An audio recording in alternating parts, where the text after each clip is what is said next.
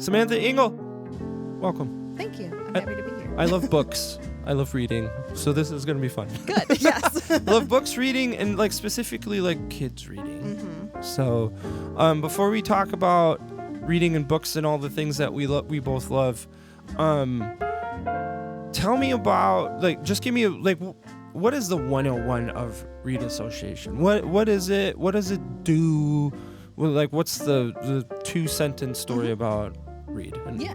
So the Read Association began in 1966, and the mission was and still is to help children improve their reading skills and discover the joy of reading. Mm-hmm. Saving the world is really what that is. Yes, I think so. Saving the world. When did you join? So I began as in this position in January of 2024. So I've been there 2 years. Very cool. What were you doing before? I was the historian for Dow Gardens and the Herbert H. and Grace A. Dow Foundation. Oh, really? Yep. How fun. Yes. How did you get that gig? So I have a master's degree in history, and always, loved history, wanted to teach history in some way, and ended up in the museum world. So I was the director of a small house museum in Flint. That was my first post-grad school job, and then got the position in Midland. How cool. Mm-hmm. Why history? I mean, even as an elementary school kid, social studies was always my favorite. Mm-hmm. I love stories about people and, learning how people interacted or how they cooked food or, overcame problems or whatever it is. Stories, obviously, I like to read and I like books, so I like stories. And when they're about real people, that's even more interesting. Yeah. I was just making the connection to books and reading. It was like, I see this all coming together.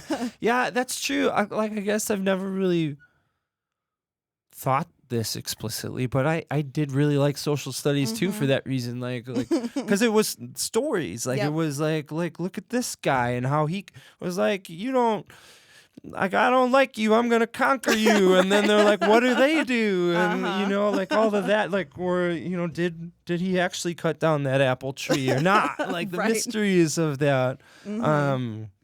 So social studies, you rock. You're awesome.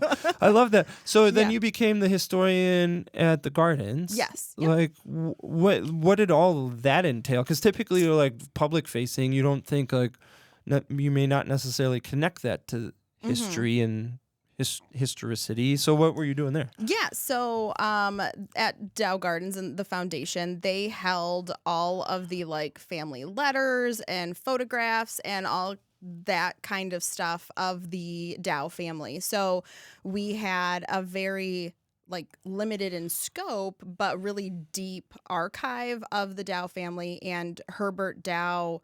Within Dow Gardens, there's the green old house, which is the Pines, which is the home of Herbert and Grace Dow. And so I did the programs in there. It was still filled with all of their art they collected and the clothes, everything. And so I created programs and tours and did historical walking tours throughout the gardens and really just helped share this 100+ year history of the folks who lived on that property with all the people who visited it today. I think sometimes people forget that Dow and all the Dows were real people. Yes. I think that's easy to do with anybody from the past. So I in grad school studied the American Revolution. That was my favorite. And wrote my thesis on Thomas Jefferson and all of these folks, everybody who lived back then, it's easy to think that they're just some character that you saw in a documentary or learned about in a classroom. And it's like, no, they were real people. And, people think Thomas Jefferson had hemorrhoids, they had real problems like that. I love that you said that because that's immediately where my head went to Thomas Jefferson's hemorrhoids. But of course. If you squeeze that guy. Yep, I got it. I got the one side now. I got the other. Because as you were talking about it, we just have this impression that people from history, just always had it together, and they were always brilliant, and they were always right, and they were always all they were never insecure or anxious or had bad parts of themselves or their personalities. And then, over time, that less memorable things, like they go away, and then you're just left with your founding father, and you just like always think about them walking around their cobblestone roads, like just like reciting the Declaration of Independence, but really they're just like, I like, why don't girls like me? You know, you know, that kinds of things. He had that period too. Yeah, where I'm having like this itch down here and I can't get it to go away. And like that's a part of history that I really love. Like, yeah, okay, Ben Franklin, but like, oh, who was he really? Let's talk about that. Like, what kind of duty was? So, how long were you working for Dow? Almost 8 years, somewhere between 7 and 8 years. Cool. Yep. Cool. So when did Reed come on your radar then?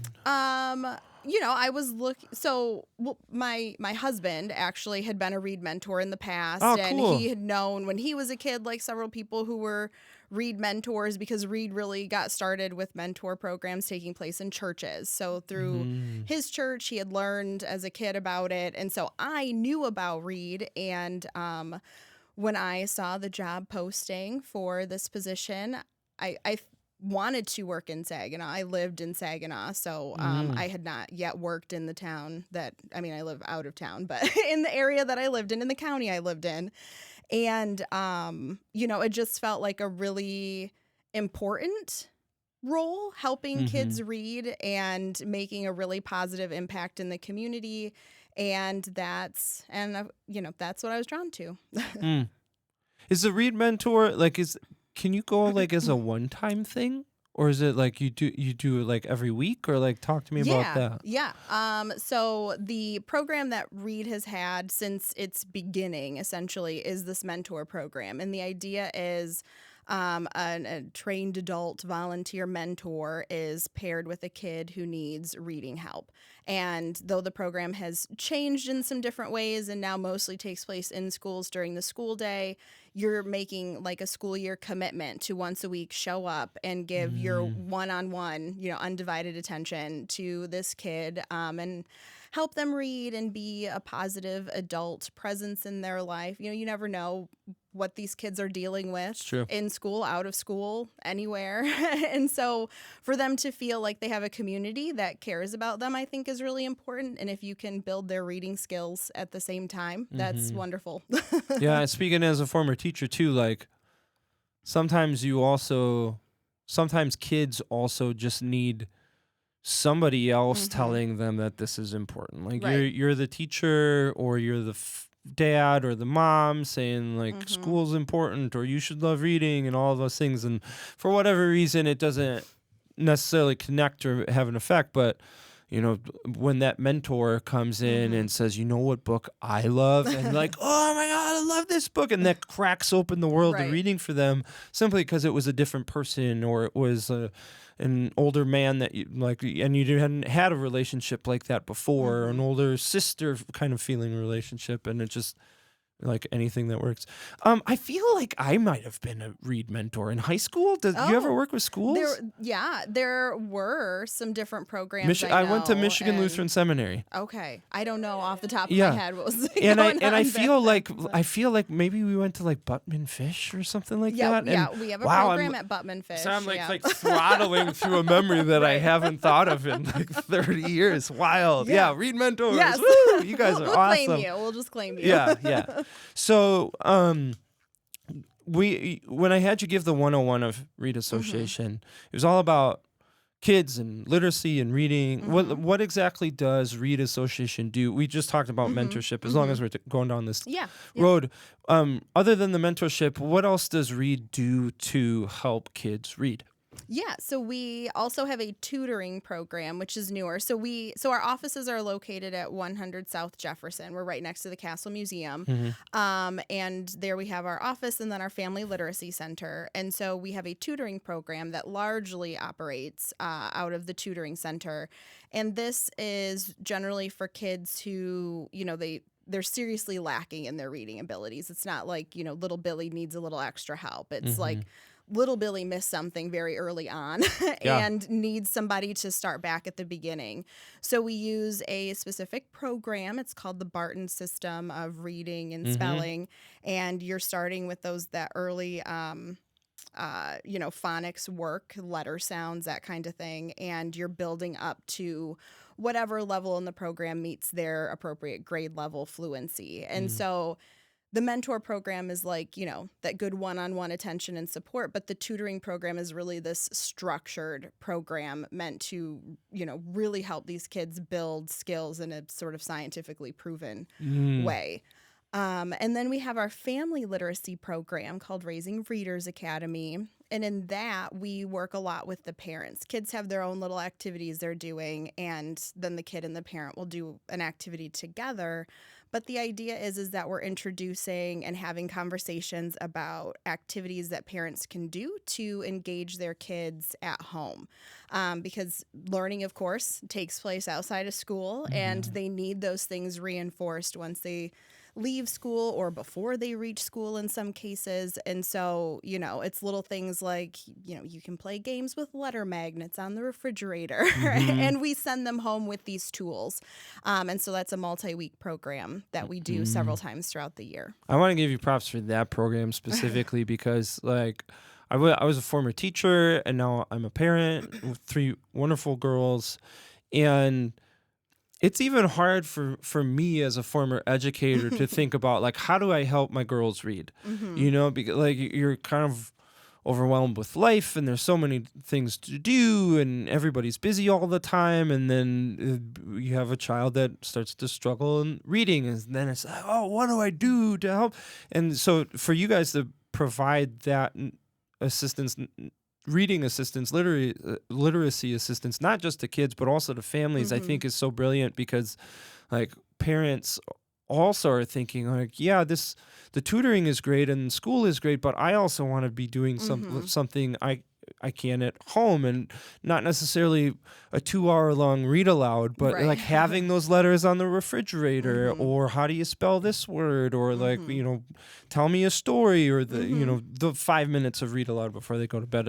I think that in and of itself makes read such an important part of this community. Yeah, thank you. Yeah. It's our program coordinators working really close with the families there, and you see the growth. You see, the kids, their activities are meant to help, boost their confidence, teach them how to share, and give people, turns to talk and things like that. But, the comments from the parents are always, it shows how valuable the program is. Yeah. So you've got the mentoring, the tutoring, the parent assistance, any other year-round programs or services that you... So no other programs, but we just give away oodles of books. So at community events, we're always there with the table giving away books. We take in gently used book donations so that we can then give them back out, give them their next life. Because, the studies show that when a kid is able to select a book for themselves and own a book at home, they're, I don't know exactly how much more likely, but way more likely to pick that book up and read it later. Yeah, we're all just more likely to own something if we got to pick it out, as opposed to it being inflicted. I want you to read about George Washington. Maybe I just want to read about trees. Right. The books. I believe it was Cynthia. The previous director. She was awesome. I remember the interview I did with her. Went to the office, and it was just tables and tables of shelves of stacks and piles of books that were just being given away, and it's just this is what we need. Yep. And I also love the physicality of real books too. Are you a Kindle person? No, I read ebooks from time to time. Using the Libby app. I'm a big library user. Tell the folks at home what that is, the Libby app. The Libby app is a magical application that you can put on your device, and through it you can check out ebooks and audiobooks, because audiobooks are reading. I'm a staunch proponent of that. Yeah. It's just you're just checking it out like you would from the library, but you can do it in your pajamas, drinking your coffee on a Saturday morning. I didn't know about the Libby app until I made a post once, because I had a Audible subscription that I never used, and it was just kind of accumulating credits, and I was like, oh dang, I've got 17 credits here that I paid for. And I think I made a random post on Facebook like, hey everybody, what should I use my Audible credits on? And all the public library champions who are so amazing came out and they're like, hey Phil, like you should burn those Audible credits, but check out this Libby app. It's just like checking it out from the public library, and it's like it's awesome. Like people, you use the public library. Yeah, definitely, yes. Yeah, you said something about audiobooks are reading. Mm-hmm. Yeah, I hear that's contentious. It is. I hope the tide is turning, but I think I read an article once that studies have proven that the same part of your brain is working when you're listening to an audiobook as when you're reading it. And it's not that I have a problem, like I can read a book, but also I have to walk my dog for an hour every day. And if I can listen to a book while I'm doing that, that's great. Yeah, I think that conversation is like there's so many bigger fish to fry. Exactly. Like the folks saying boo, audiobooks aren't reading. Like those are the folks like doom scrolling for 8.5 hours on like Facebook. Like sorry, that's probably overgeneralizing, but like man, like diving into books in any kind of form, it's just a win for everybody. Yep. This episode is going to come out. It's probably February. I'm talking into the future. It's probably beginning of February. And March is National Reading Month. Yay! Yeah. What are you guys doing for March? So we are hosting 2 new events this year, and each one, they're each going to have a different name. The marketing is out for our event that is on March 14th at the YMCA, and we're going to be hosting a free book fair there. So parents can register their kids. They can come, and they will get vouchers to pick out 3 new books to take home. 3? Wow. 3, yes. Free and books. It doesn't get better than that. And the Y will be having some activities, and we've invited some other partners to be there so that I don't have a list yet. That sign up is out with them right now. And then the marketing will be going out shortly for our event. That is the Saturday prior to that, Saturday, March 7th. And that's going to be at the Swan Valley Performing Arts Center. And we're doing the same thing. We're doing the free book fair, but we'll have the libraries from that area all there. We're trying to host something that will reach further out into the county because we serve the whole county. Yeah. So we're hoping St. Charles, Merrill, Hemlock folks, the Thomas Township and Freeland people too will come. City of Saginaw folks, you should crash both of those because more books the better. Yes, yes. And so we'll have partners there. I believe the school's going to have a free family movie immediately following the event. So very cool. Yeah, we're excited. We hope to be giving out, like 1,500 books between the 2 events. And wow. Yeah. So we're excited. It's something new. It's taking the place of our book delivery program that began with the previous director during COVID. Yeah. Parents would register and say what their kids were interested in, and books would be delivered. Super important at a time when people couldn't get out and get places. So.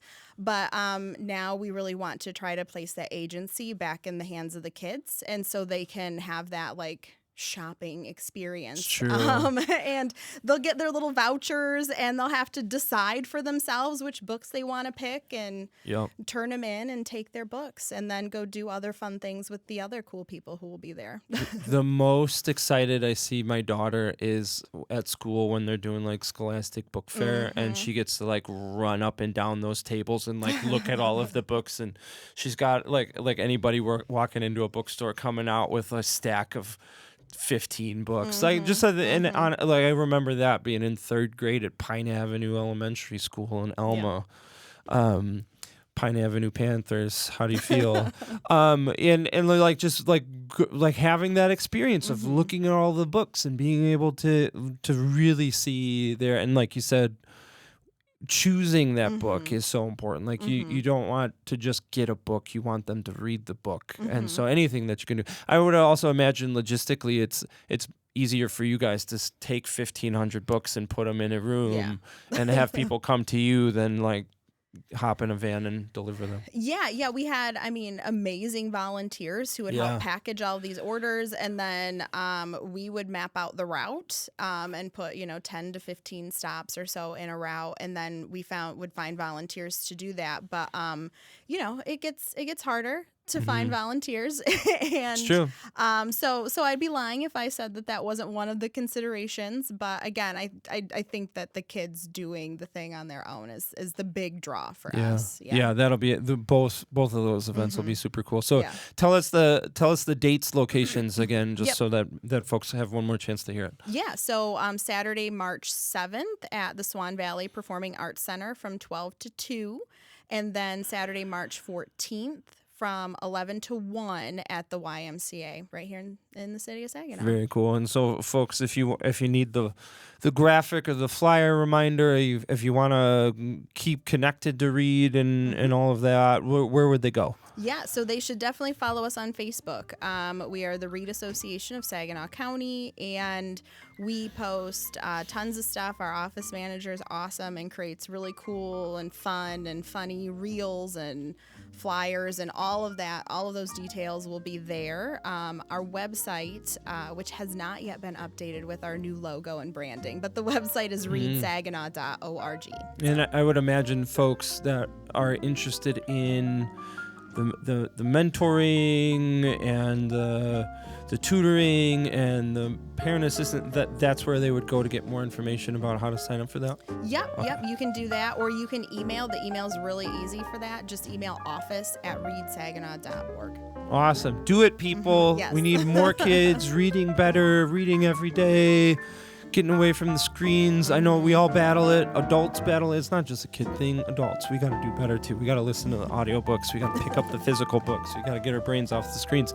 But look, I want to thank you for the conversation. But more importantly, I want to thank you for the work that you and the rest of the crew, the volunteers, are doing.